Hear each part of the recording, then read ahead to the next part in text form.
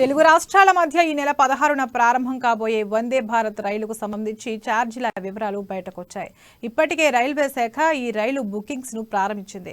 సోమవారం నుంచి ప్రయాణానికి గాను ప్రయాణికులు టికెట్లు బుక్ చేసుకోవచ్చు.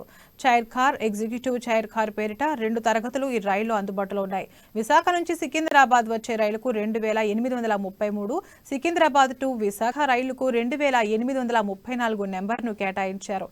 విశాఖ నుంచి సికింద్రాబాద్ కు చైర్ కార్ టికెట్ ధర 1720, ఎగ్జిక్యూటివ్ చైర్ కార్ టికెట్ ధరను 3170గా పేర్కొన్నారు.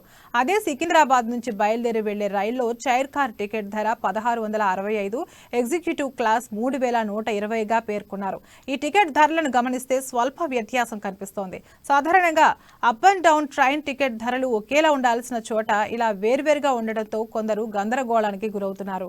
అయితే క్యాటరింగ్ కు సంబంధించిన ఛార్జీలు వేర్వేరుగా ఉండడంతో ఈ వ్యత్యాసం కనిపిస్తోంది.